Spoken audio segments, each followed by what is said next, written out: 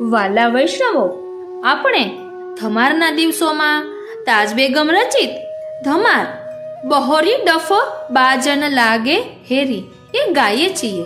તેનું પ્રાકટ્ય કઈ રીતે થયું તેમજ બીજી વાર તાજ બેગમને હોળી ખેલના જે દર્શન થયા ત્યારે શ્રીજી બાવાએ મુકુટ કાછીનો શ્રૃંગાર ધરીને વ્રજભક્તોની સાથે હોળી ખેલતા દર્શન કરાવ્યા. તેમજ કુંભનદાસજી, ગોવિંદ સ્વામી વગેરે ભગવદીઓ તાજ બેગમની જ બનાવેલી આ ધમાર ગાઈ રહ્યા હતા.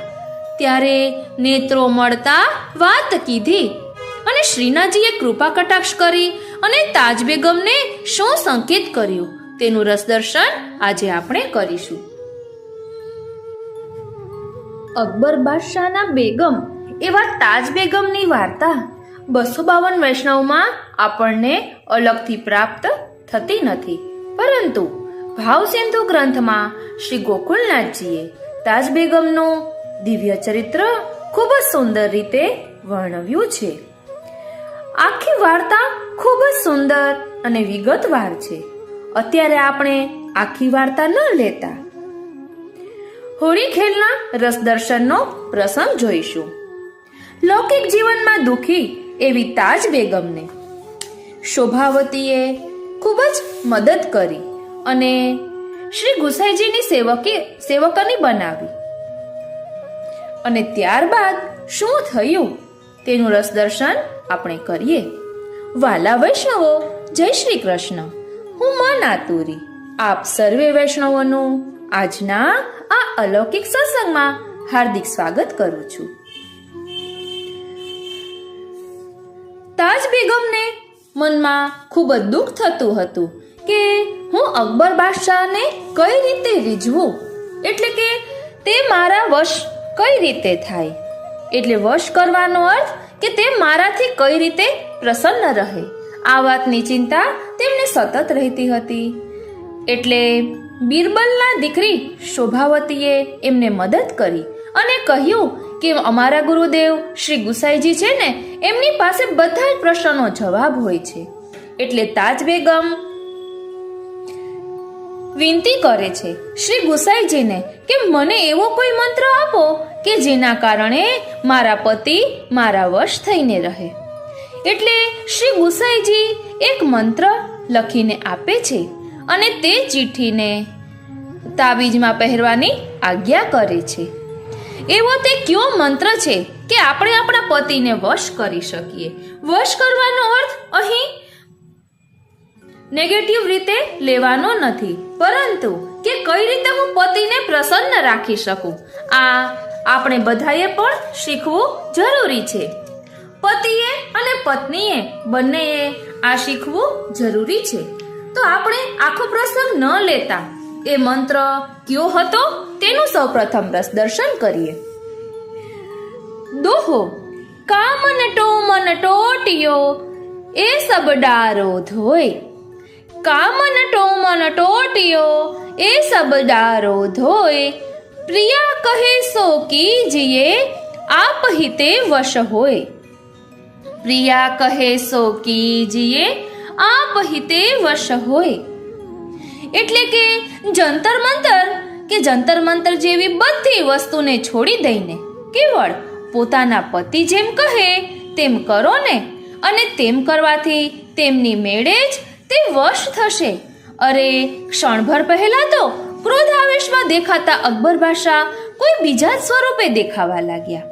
એટલે અહીં પ્રસંગમાં એવું વર્ણન આવે છે કે બીજી બધી રાણીઓએ અકબર બાદશાહને કાન ભંભેરણી કરી કે તાજ બેગમે કઈ કામન ટોમન એટલે કે કાળી વિદ્યા કંઈક કરી છે કે જેના કારણે અકબર બાદશાહ એમને વશ થઈ ગયા છે. એટલે અને તે તેના ગળામાં તે મંત્ર પહેર્યો છે એવું બીજી બધી રાણીઓએ કહ્યું હતું. એટલે અકબર બાદશાહ તાજ બેગમના ગળામાં રહેલા એ તાબીજને ખેંચીને એમાં ખોલીને જુએ છે તો તેમાં આ લખ્યો હોય છે દોહો કે કામન ટોમન ટોટિયો એ સબ ડારો ધોય. પ્રિયા કહે સો કીજીએ આપ હિતે વશ હોય. આટલું વાંચતા તો અકબર બાદશાહ પાણી થઈ ગયા, પીગળી ગયા કે એવા તે ક્યાં ગુરુ છે કે આટલું સુંદર સમજાવ્યું. તો ચાલો હવે આપણે તેનું રસ દર્શન કરીએ. અકબર બાદશાહ ક્ષણભર પહેલા ક્રોધાવેશમાં દેખાતા કોઈ બીજા સ્વરૂપે દેખાવા લાગ્યા. એટલે ટૂંકમાં કે ક્રોધાવેશથી ભરેલો ચહેરો કેમ જાણે કોઈની લાચારી કરતો હોય તેવો બની ગયો. હૃદય શાંત થઈ ગયું. આવું લખનારા પ્રત્યે કોઈ બીજો જ ભાવ પ્રદર્શિત થયો. ગુસ્સામાં ને ગુસ્સામાં જે કાંઈ પોતે બોલેલ હતા ને તે બદલ પશ્ચાતાપ કરવા લાગ્યા અને બીજી બેગમો પ્રત્યે અપ્રસન્નતા બતાવતા બોલવા લાગ્યા કે આહાહા, સ્ત્રી જાતિ કહી એટલે ખલાસ, પગે લાગીએ પગ. તે પછી કેમ જાણે તાજ બેગમ પાસે માફી માંગતા હોય તેમ કહેવા લાગ્યા કે તાજ, તારા પ્રત્યે મેં બતાવેલા અવિશ્વાસ બદલ મને દરગુજર કરજે, બાકી તમે ધન્ય છો. એમ કહીને તાબીજ કાગળ તાજ એ બેગમના હાથમાં પાછો આપતા તાજ બેગમે પણ પત્રમાં લખેલું વાંચ્યું અને હૃદયથી તો બહુ જ આનંદ માનવા લાગ્યા. પછી અકબર બાદશાહને કહ્યું, હજરત સાહેબ, તાવીજ રૂપેનો આવા આશીર્વાદનો કાગળ મને આ શોભાવતીના ગુરુ દ્વારા પ્રાપ્ત થયો છે. ત્યારબાદ તાજ બેગમની વાત સાંભળીને અકબર બાદશાહે બહુ જ પ્રસન્નતા અનુભવી અને અનુભવતા કહેવા લાગ્યા, વાહ, મારા જેવા એક તુચ્છ જીવ ઉપર જેવી સાહેબની દયા આવી છે તે વિશે દીક્ષિતજી એટલે કે શ્રી ગુસાઈજીએ બતાવીને મને પોતાનો જાણ્યો. એટલે સમજો કે આ દિવસથી અકબર બાદશાહનો શ્રી ગુસાઈજીના ચરણારવિંદમાં વિશ્વાસ પણ દ્રઢ થતો ગયો. બાદ અકબર બાદશાહે તાજ બેગમને કહ્યું કે તારા ઉપર હું પ્રસન્ન થયો છું કે જેથી તું કંઈક માંગ, વળી જે માંગીશ તે આપીશ. જવાબમાં દેહ સંબંધના સુખ વૈભવો ભોગવવાનું માંગવાને બદલે તાજ બેગમે કહ્યું કે હજરત સાહેબ, આપ મારા ઉપર ખરેખર પ્રસન્ન થઈને આપ માંગવાનું કહો છો તો હું એવું માંગુ છું કે શ્રી દીક્ષિતજી પાસેથી આશીર્વાદ અને મંત્ર લેવાની મને રજા આપો. અહીં તાજ બેગમ પાસેથી આપણે પણ શીખવાનું છે કે આપણા પતિ આપણા પર પ્રસન્ન થાય, ખુશ થાય અને કંઈક માંગવાનું કહે કે તું કહે તારે શું જોઈએ તો આપણે પણ કંઈક અલૌકિક માંગવું જોઈએ. લૌકિક કામનાઓની ઈચ્છા વિના અલૌકિક માંગવાથી તે વધુ પ્રસન્ન થશે. તેમજ વળી મારા આવા કાર્યના નિમિત્તે કોઈ અવરોધ કરે તો હવે તો તાજ બેગમે માગેલા આવા વચનના જવાબમાં અકબર બાદશાહે કહ્યું કે તાજ, બહુ જ ખુશ છું, તેથી તમે ખુશીથી મંત્ર લ્યો. અને પછી વિશેષમાં એ પણ કહ્યું કે તાજ, તારા જેવી બેગમના આધારે હું પણ અહોભાગ્ય માનું છું, માટે તું ખુશીથી મંત્ર લેજે અને વળી તારા આવા કાર્યમાં તને કોઈ વિઘ્નરૂપ નહીં થાય તેવો હું બંદોબસ્ત કરીશ. અકબર બાદશાહના આવા વચનોથી બેગમ મનમાં વિચારવા લાગ્યા કે ખરેખર મારું વિચારીને પ્રભુએ મારા મનોરથ પૂર્ણ કર્યો. અને પછી સમજો કે તાજ બેગમના હર્ષનો તો કોઈ પાર જ ન રહ્યો. આમ એક પ્રકારે અતિ પ્રસન્નતા અનુભવતા અકબર બાદશાહ અહીંથી વિદાય થઈને કચેરીમાં ગયા. તે પછી જેમના હર્ષનો પાર નથી એવા તાજ બેગમ તો તરત જ શ્રી ગુસાઈજી ઉપર પત્ર લખ્યો કે કૃપાના સાગર, આપની કૃપાથી બધુંય સારું થયું હતું અને આ દિન અબડાની એક વિનંતી છે કે આ અકબર બાદશાહ પાસે રજા લઈ લીધી છે કે જેથી કોઈ પણ વાતનો સંદેહ રાખ્યા સિવાય આપ દિલ્હી પધારો અને મને શરણે લ્યો. આમ આવો કાગળ લખીને શોભાવતીને બોલાવી અને કહ્યું કે શોભા, પ્રભુએ ખરેખર કૃપા કરી અને આખરે મારો મનોરથ સિદ્ધ કર્યો કે જેથી હવે એવું કહે કે આ પત્ર લઈને તું શ્રી ગુસાઈજી પાસે જા અને મારી તમામ વાત કહીને આ પત્ર તેમના ચરણારવિંદમાં અર્પણ કરજે. હવે જે આવા કાર્યોમાં સદાય તૈયાર હોય તેવી શોભાવતી તો શ્રીનાથજી તેવી શોભાવતી તો તરત જ શ્રી ગુસાઈજી પાસે જવાને વિદાય થઈને શ્રી ગુસાઈજી પાસે આવી. પછી દર્શન કરીને દંડવત પ્રણામ કરીને તાજ બેગમે મોકલેલા પત્ર ચરણારવિંદમાં અર્પણ કર્યો, તેમજ તાવીજ વગેરે બાબતમાં બનેલા બધાય સમાચાર કહી સંભળાવ્યા. બાદ શ્રી ગુસાઈજીએ પત્ર વાંચ્યો અને કેમ જાણે આપ ખરેખર પ્રસન્ન થયા હોય તેમ આપે સહેજ સ્મિત કરીને આજ્ઞા કરી કે સારું તું જા.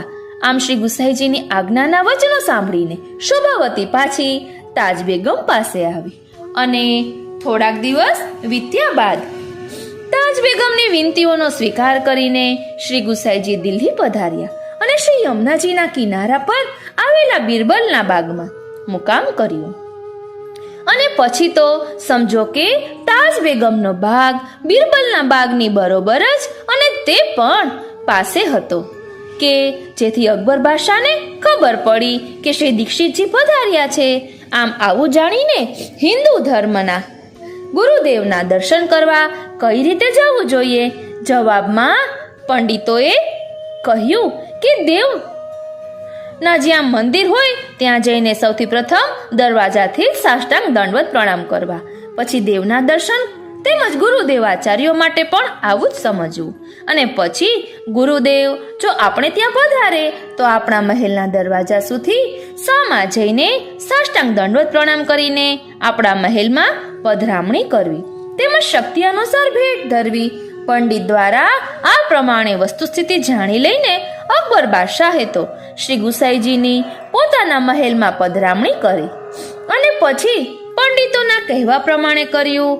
આમ આવું જોઈને કાજીએ તથા મુસલમાનોએ વિરોધ ઉઠાવતા અકબર બાદશાહને કહ્યું કે હજરત સાહેબ, આપે આ ધર્મ વિરુદ્ધનું કાર્ય કર્યું છે જે યોગ્ય ન કહેવાય. આમ સૌ કોઈ વિરોધ દર્શાવવા લાગ્યા, પરંતુ અકબર બાદશાહે તાજ બેગમને હુકમ કર્યો કે શ્રી દીક્ષિતજી પધાર્યા છે કે જેથી મારો મનરથ હોય તો શરણે જાય. હવે બિરબલ બાગ અને તાજ એમ બંને બાજુમાં હતા. અરે બાજુમાં તો હતા, પરંતુ એક બાગમાંથી બીજા બાગમાં જઈ શકાય તેવો રસ્તો હતો કે જેથી અકબર બાદશાહના હુકમ અનુસાર તાજ બેગમ તો પાલખીમાં બેસીને પોતાના તાજબાગમાં આવ્યા. પછી તાજબાગની અંદરથી બિરબલના બાગમાં જવાનો જે રસ્તો હતો તે રસ્તે થઈને તાજ બેગમ બિરબલ બાગમાં કે જ્યાં શ્રી ગુસાઈજી બિરાજતા હતા ત્યાં આપના ચરણારવિંદ પાસે આવ્યા અને દર્શન કર્યા તેમજ દંડવત પ્રણામ કરીને પાછા દર્શન કર્યા. આમ આ સમયે તાજ બેગમનો જે સ્નેહ પ્રગટ થયો હતો તે સ્નેહનું વર્ણન અહીં લખવું અશક્ય છે. એટલે ટૂંકમાં કે આ સમયે તાજ બેગમના હૃદયની ભાવના રસમય બની જતા પોતાના દેહમાં અન્ય સંબંધ અન્યાશ્રયની ગંધ પણ રહી ન હતી. આમ તાજ બેગમનો આવો ભાવ જાણીને શ્રી ગુસાઈજીએ તાજ બેગમને શરણે લીધા અને સાથે સાથે શ્રી ગુસાઈજીએ તાજ બેગમને દાસી ભાવનું દાન કર્યું. આમ પોતાને દાસી ભાવનું દાન થતા તાજ બેગમે પોતાનું કહેવાતું તન મન અને ધન ભેટમાં અર્પણ કરીને વિનંતી કરી કે રાજ, હવે મારે કેવી રીતે વર્તવું? જવાબમાં આજ્ઞા કરતા શ્રી ગુસાઈજીએ કહ્યું, શ્રી મહાપ્રભુજીના ચિત્રજી તો તમારે ત્યાં બિરાજે છે, તેથી તે ચિત્ર સ્વરૂપના દર્શન કરજો. તેમ શોભાવતી અને રાય વૃંદાવન દાસની પુત્રી એમાં બંનેનો સત્સંગ કરજો. શ્રી ગુસાઈજીએ કરેલી આવી આજ્ઞાને પોતાને માથે પધરાવીને તાજ બેગમ પોતાના મહેલમાં ગયા.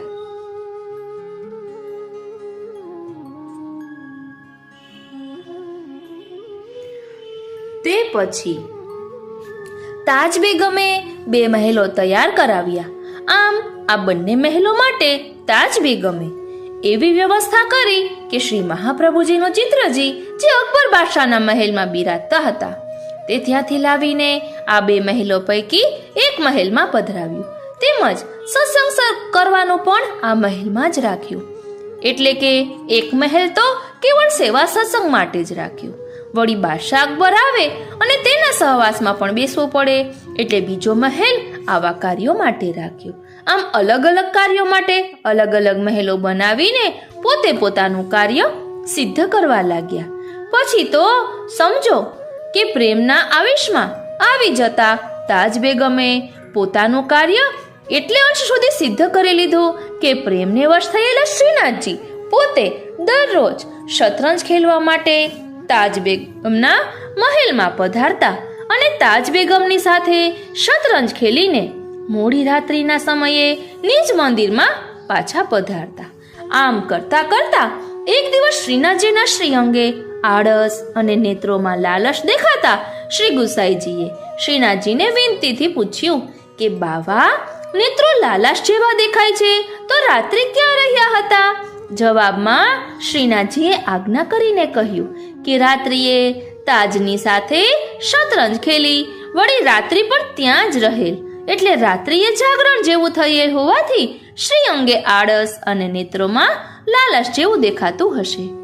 આમ આવા સ્ત્રી પ્રસંગની વાત શ્રીનાથજીના મુખારવિંદ દ્વારા સાંભળતા શ્રી ગુસાઈજીએ શ્રીનાથજીના રાજભોગમાં આ દિવસથી શતરંજ બિછાવી, એટલે આ દિવસથી શ્રીનાથજીના રાજભોગના સમયે શતરંજ બિછાવાય છે. ત્યારબાદ એક દિવસે તાજ બેગમે શ્રીનાથજીને વિનંતી કરતા કહ્યું કે પ્રભુ, મારા જેવા પર કૃપા કરીને હંમેશા મારા મહેલમાં જ આપ બિરાજો. જવાબમાં શ્રીનાથજીએ શ્રી મુખે અને તે પણ સાક્ષાત રીતે આજ્ઞા કરતા કહ્યું કે તમારા મહેલમાં શ્રી મહાપ્રભુજીના જે ચિત્ર સ્વરૂપ બિરાજે છે તે મારું જ સ્વરૂપ છે, તેથી તે સ્વરૂપને મારું સ્વરૂપ માનીને રહેજો. શ્રીનાથજીના શ્રીમુખેથી કરેલી આવી આજ્ઞાથી એ સૂચન થયું કે શ્રી મહાપ્રભુજીના ચિત્ર સ્વરૂપે શ્રીનાથજી પોતે જ હંમેશા તાજ બેગમના મહેલમાં બિરાજ્યા. આ બધું આપણે પણ સમજવાનું છે, એટલે ટૂંકમાં એટલું જ સમજો કે શ્રીનાથજીએ શ્રીમુખે કરેલી આ પ્રમાણેની આજ્ઞાથી તાજ બેગમ પોતાના અલૌકિક ભાવથી શ્રી મહાપ્રભુજીની સેવા કરવા લાગ્યા હતા. વિશેષ શું? આમ શ્રી મહાપ્રભુજીના આ ચિત્ર સ્વરૂપને તાજ બેગમે પોતાના મહેલમાં પધરાવ્યા. પછી પણ અકબર બાદશાહ સવારે જ્યારે નિદ્રામાંથી જાગૃત થતા ત્યારે સૌપ્રથમ આ સ્વરૂપના દર્શન કરવા માટે તાજ બેગમના મહેલમાં અને દર્શન કર્યા પછી જ બીજા કાર્યો કરતા હતા. એટલે કે શ્રી મહાપ્રભુજીના સ્વરૂપના પ્રત્યે અકબર બાદશાહનો આવો ઉત્તમ ભાવ હતો. વળી જ્યારે જ્યારે જન્માષ્ટમી ઉત્સવ આવતો હોય ત્યારે ત્યારે અકબર બાદશાહ શ્રીમદ ગોકુળ જતા અને શ્રી નવનીત પ્રિયાજીના દર્શન કરતા હતા. આમ આવા આ જન્માષ્ટમીના ઉત્સવના દિવસે અકબર બાદશાહનો તો વળી એવા દર્શન થતા હતા કે શ્રી ગુસાઈજી પલ્લામાં ઝૂલે અને શ્રી નવનીત પ્રિયાજી ઝૂલાવે છે. જો કે બિરબલ પણ આપના સેવક હતા, છતાંય તેમને આવા દર્શન કદી પણ થયા નથી. એટલે કે બિરબલ જ્યારે દર્શન કરતા હોય ત્યારે તેમને પૂછતા કે તમને કેવા દર્શન થાય છે? જવાબમાં બિરબલ કહેતા કે શ્રી નવનીત પ્રિયાજી પાલનામાં ઝૂલે છે અને શ્રી ગુસાઈજી ઝૂલાવે છે, એવા મને દર્શન થાય છે. એટલે કે બિરબલ બાદશાહ જેવો અનુભવ બિરબલને થતો ન હતો. આમ આવા પ્રમાણે ઉપરથી એ પણ સમજાય છે કે અકબર બાદશાહ ઉપર શ્રી ગુસાઈજીની સંપૂર્ણ કૃપા હતી. નહીતર અકબર બાદશાહને આવા દર્શન થવાનું સંભવે જ નહીં. આમ અકબર બાદશાહ ઉપર શ્રી ગુસાઈજીની આવી કૃપા હોવાને કારણે અકબર બાદશાહ જ્યારે જ્યારે મથુરા આવતા હતા ત્યારે ત્યારે શ્રી ગુસાઈજીના દર્શન કરવા માટે પ્રથમ શ્રીમદ ગોકુલ આવતા અને પછી મથુરા જઈને પોતાનું કાર્ય કરતા. અકબર બાદશાહનો એક પ્રસંગ છે કે સાહેબ કેસે મિલે, તે આપણે બધા જાણીએ જ છીએ. ત્યારબાદ એક દિવસ અકબર બાદશાહે એવું કર્યું કે રાજસભા ભરીને અકબર બાદશાહ પંડિતોને રાજસભામાં બોલાવ્યા અને અકબર બાદશાહ પંડિતોની સાથે એક ઉકેલ કરવા લાગ્યા કે દોહો દિલ્હી પતિ અકબર કહ્યો, વિદુષ બતાવો ભેદ, ધન્ય રાજ કાકો ભયો, યહ સંશહ મમ છેદ. સતયુગ શ્વેત વારાહ બુન તીન્યો યુગ નિરાધાર ધન્ય રાજ્ય પાંડવન કો કૃષ્ણ લિયો અવતાર એક પ્રશંસા આપકી કહે તબ આવે લાજ यह सुनी के अकबर कहियो धन्य धन्य सब राज धन्य भाग्य मम या समय पंडित करो विचार श्री वल्लभ वल्लभ सुवन नवनिधि કૃષ્ણ અવતાર. એટલે અકબર બાદશાહને કેટલો સાનુભવ છે કે તેઓ જાણે છે કે શ્રી ગુસાઈજી છે એ કૃષ્ણનો જ અવતાર છે. આ દોહામાં એ કહી રહ્યા છે કે શ્રી વલ્લભ અને વલ્લભના સૂત એટલે કે મહાપ્રભુજી અને શ્રી ગુસાઈજી બંને કૃષ્ણનો અવતાર છે. અને નવનિધિ લખ્યું છે એટલે નવનિધિ પણ કૃષ્ણનો અવતાર છે. આમ રાજ્યસભામાં આવું કહીને અકબર બાદશાહ પોતાના રાજ્યને ભાગ્યશાળી માનવા લાગ્યા. અને એટલું જ નહીં પરંતુ સાથે સાથે તાજ બેગમની પણ બહુ જ કામી રાખવા લાગ્યા હતા. તે પછી તાજ બેગમની ઈચ્છા મુજબ તાજ બેગમે આગ્રામાં એક ગોકુલપુરા વસાવ્યું. અને પછી તો સમજો કે આ ગોકુલપુરામાં બધા વૈષ્ણવો ભગવદીઓ રહેવા લાગ્યા હતા. તે પછી જ્યારે ફાગણ માસ આવ્યો ત્યારે એક સમયે તાજ બેગમને શ્રી ઠાકોરજીના દર્શન માટે બહુ જ વિરહ થયો. પરિણામે ખાવા પીવાનું મન પણ ભાન ભૂલાઈ ગયેલું જોઈને શ્રી ઠાકોરજીએ કૃપા કરીને પોતાના મહેલમાં જ સંપૂર્ણ લીલા સહિત હોળી ખેલતા શ્રી ઠાકોરજીના દર્શન કરાવ્યા. આમ પોતાને આવા દર્શન થતા તાજ બેગમ ધમાર ગાવા લાગ્યા કે બહોરી ડફ બાજન લાગે હેરી તુમ સુનિયો સાહેલી. પછી છેલ્લે ટૂંકમાં એવું ગાયું કે નિર્તન આવત તાજ રે પ્રભુ ગાવત હોરી ગીત બહોરી ડફ બાજન લાગે હેરી. આમ આવી રીતેની ધમાર ગાયા પછી શ્રી ઠાકોરજી અંતર્ધ્યાન થતા તાજ બેગમને બહુ વિરહ થવા લાગ્યો. આમ આ સમયે શોભાવતી તથા શેઠ વૃંદાવન દાસની પુત્રી એમ બંને સહેલીઓ પણ પાસે જ હતી. અને પછી આવા વિરહમાં ને વિરહમાં બીજા નવા દોહા બોલ્યા કે प्रीतम बसत पहाड़ पे हम यमुना के तीर प्रीतम बसत पहाड़ पे हम यमुना के तीर अलके मिलनो कठिन है अब के मिलनो कठिन है पोवन परी जंजीर पावन परी जंजीर अगर आगरो मो कहियो गिरी पर बसे मोनाथ तोरी जंजीर जो मसो और मैं प्रीतम के पास इतनी रही घरनी गिरी इतनी रही धरनी गिरी जीव सखी उर लाय प्राण प्रिया के प्रेम सो सिंची धीर धराय निशा अंत महाविरह में दर्शन दीनो व्रजनाथ अकबर शाह मथुरा चले संग लिए तियताज. આમને આમ તાજ બેગમના આવા 3 દિવસો વીત્યા બાદ અકબર બાદશાહ તાજ બેગમની ખબર કાઢવા માટે તાજ બેગમના મહેલે આવ્યા. અને તાજ બેગમની આવી વિરહ દશા જોતા પોતે વિચાર કરવા લાગ્યા કે બેગમની કે તાજ જ્યારે પોતાના ઈષ્ટદેવના દર્શન કરશે ને ત્યારે તેના હૃદયમાં ઉત્પન્ન થયેલો વિરહ શાંત થશે. આમ આવો વિચાર કરીને મથુરા જવા માટેની તૈયારી કરાવીને બીજા દિવસે સવારે બંને સહેલીઓ સહિત તાજ બેગમને લઈને બાદશાહ અકબર મથુરા આવ્યા. હવે મથુરા આવ્યા પછી જેમનો અંતિમ સમય આવી પહોંચ્યો છે એવા તાજ બેગમે અકબર બાદશાહને કહ્યું કે હજરત સાહેબ, મારા ઈષ્ટદેવ શ્રી ગોવર્ધનનાથજી શ્રીનાથજીના દર્શન કરવાની મારી ઈચ્છા છે, તેથી મને ત્યાં લઈ ચાલો અને શ્રી ગોવર્ધનનાથજીના દર્શન કરાવો. તાજ બેગમની આવી ઈચ્છા જાણીને સૌને સાથે લઈને અકબર બાદશાહ ગોપાલપુરા એટલે કે જતીપુરા આવ્યા અને રુદ્રકુંડ ઉપર તંબુ લગાવીને મુકામ કર્યો. પછી પ્રથમ તો અકબર બાદશાહ ઉથાપનના દર્શન કરી અને પછી ભોગના સમયે આ તાજ બેગમને દર્શન કરવા લઈ ગયા. બાદ શ્રીનાથજીના દર્શન કરવા માટે તાજ બેગમ શ્રીનાથજીના મંદિરમાં આવ્યા અને ભોગના સમયે દર્શન કરતા પોતાને એવા દર્શન થયા કે શ્રી અંગ ઉપર મુકુટ ખાચરીનો શ્રૃંગાર ધારણ કરીને શ્રીનાથજી વ્રજભક્તોની સાથે હોળી ખેલતા હતા. તેમજ કુંભનદાસ, ગોવિંદ સ્વામી વગેરે ભગવદીઓ તાજ બેગમની જ બનાવેલી ધમાર ગાઈ રહ્યા હતા. વારી જાઉં, બલિહારી જાઉં અને શું કરી જાઉં. આમ પ્રણય લીલાના આવા દર્શન થતા તાજ બેગમને થતા નેત્રો મળતા વાત કીધી. એટલે કે શ્રીનાથજીએ તાજ બેગમના નેત્રો સામે જોઈને કટાક્ષ દ્રષ્ટિ કરવાથી તાજ બેગમ તો શ્રીનાથજીને મળવા માટે દોડ્યા અને દોડતા દોડતા મણિકોઠાની દહેલી ઉપર ચડતાની સાથે જ તાજ બેગમની લૌકિક દેહ છૂટી જતા અલૌકિક દેહ ધારણ કરીને શ્રી ઠાકોરજીની નિજ લીલામાં પહોંચ્યા. અને પછી તો સમજો કે છૂટી ગયેલા દેહ નીચે જમીન પર પડતા તાજ બેગમને પછડાટ લાગશે એવું વિચારીને ઉભેલી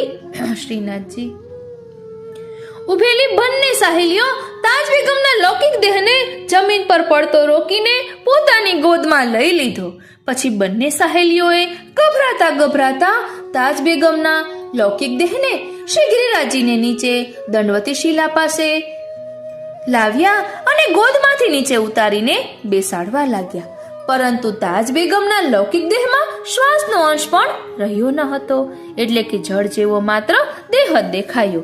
આમ આવું દેખાતું હોવા છતાંય બંને સાહેલીઓએ ચેતન લાવવા માટે પ્રયત્નો તો કર્યા, પણ દેહમાં પ્રાણ હોય તો ચેતન આવે ને. એટલે આખરે તાજ બેગમના લૌકિક દેહમાં પ્રાણ નથી એવું માનીને બંને સાહેલીઓ વિચારમાં પડી ગઈ કે બેગમ સાહેબાનું તો આવું થયું, પરંતુ આવા સમાચાર સાંભળતા બાદશાહ આપણને શું કહેશે તેમજ આપણું શું થશે. આમ બંને સાહેલીઓ ચિંતા કરવા લાગી. ચિંતા કરતી હતી એવામાં તો બાદશાહને ખબર પહોંચી ગયા કે તાજ બેગમ દર્શન કરવા ગયા હતા અને દર્શન કરતા કરતા તેનો જીવ આત્મા તો દેવના ચરણારવિંદમાં પહોંચી ગયો અને જળ થયેલા લૌકિક દેહને સહેલીઓ નીચે લાવી છે. આમ આવા સમાચાર સાંભળતા અકબર બાદશાહ તાજ બેગમના લૌકિક દેહ પાસે આવ્યા અને ગભરાઈ રહેલી સહેલીઓને જોઈને અકબર બાદશાહ એટલું જ બોલ્યા કે જે વસ્તુ જ્યાંની હતી ત્યાં તે વસ્તુ પહોંચી અને વળી આવા કારણથી જ એટલે કે ઠાકોરજીના ચરણારવિંદમાં પહોંચવા માટે જ તાજ મને અહીં બોલાવીને લાવી હતી. વળી તાજના આવા મરણથી હું બહુ જ સુખ માનું છું. બાદ તાજ બેગમના લૌકિક દેહની વિધિ કરાવ્યા પછી અકબર બાદશાહ અહીંથી દિલ્હી તરફ જતા રહ્યા. ત્યારબાદ બેગમના જીવન ચરિત્ર ઉપરથી સૌ વૈષ્ણવો કહેવા લાગ્યા કે તાજ બેગમને આજે મનુષ્ય અવતાર પ્રાપ્ત થયો હતો તે તો કેવળ મ્લેચ્છ તરીકે કહેવા પૂરતો જ હતો. બાકી જ્યારથી શ્રી ગુસાઈજીના શરણે આવ્યા ત્યારથી ઠાકોરજીની સેવા કરી તેમજ અંતિમ સ્થિતિએ પણ શ્રીનાથજીના ચરણારવિંદમાં દેહ છોડીને પોતાનું દૈવી જીવન બતાવ્યું. આમ આ તાજ બેગમ શ્રી ગુસાઈજીના આવા કૃપાપાત્ર સેવક હતા. હવે આ ભાવસિંધુ નામના ગ્રંથમાં એવું પણ લખેલ છે કે શ્રી લલિત ત્રિભંગી રાયજીને પોતાના મહેલમાં પધરાવીને તાજ બેગમ થોડોક સમય સેવા કરી રહી હતી. વળી આ સમયે પોતાની બંને સહેલીઓ પરચારગીમાં એટલે કે ટહેલમાં રહી હતી. પછી શ્રી લલિત ત્રિભંગી રાયજીએ દંડોતધારમાં બિરાજ્યા અને તે પછી શ્રી ગુસાઈજીના ઘરે પધાર્યા. શ્રી ગુસાઈજીએ લલિત ત્રિભંગી નામનું સ્તોત્ર પણ રચ્યું છે. હવે તાજ બેગમના મહેલમાં બિરાજતા શ્રી મહાપ્રભુજીના ચિત્ર સ્વરૂપ વિશે પણ કંઈક જાણીએ કે પાછળથી એવું બન્યું કે અકબર બાદશાહની ગેરહાજરી પછી જહાંગીર શાહ અને જહાંગીર શાહની ગેરહાજરી પછી જ્યારે શાહજહાં દિલ્હીના ગાદીપતિ તરીકે બન્યા હતા ત્યારે તેમના સમયમાં થયેલી લડાઈમાં કૃષ્ણગઢના રાજાએ સહાયતા કરેલી હોવાથી શાહજહાં આ રાજા ઉપર અતિ ખુશ થઈ જતા. કંઈક માગવાનું કહેતા કૃષ્ણગઢના રાજાએ શ્રી મહાપ્રભુજીના આ ચિત્રજીની માગણી કરતા શાહજહાંએ આ ચિત્રજી કૃષ્ણગઢના રાજાને આપ્યા. એટલે સમજો કે સિકંદરના સમયમાં હોનહાર નામના ચિતારાએ સેવકો સહિત શ્રી મહાપ્રભુજીના ચિતરેલા આ ચિત્રજી કૃષ્ણગઢના રાજમહેલમાં પધરાવવામાં આવ્યા અને હાલ પણ ત્યાં જ બિરાજે છે.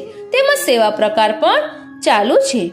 આમ મ્લેચ્છોની સાથે રહીને દૈવી જીવન જીવી બતાવનાર તાજ બેગમની વાર્તા અહીં વિરમે છે. ખરેખર સત્ય જ છે કે જે વસ્તુ જ્યાંની હતી ત્યાં જ તે વસ્તુ પહોંચી. એટલે હવે તો સૌએ પોતપોતાનું જ વિચારવાનું રહ્યું. આજનો આ સત્સંગ શ્રીનાથજી, શ્રી યમુનાજી અને શ્રી મહાપ્રભુજીના ચરણારવિંદમાં સમર્પિત કરું છું. જય શ્રી કૃષ્ણ.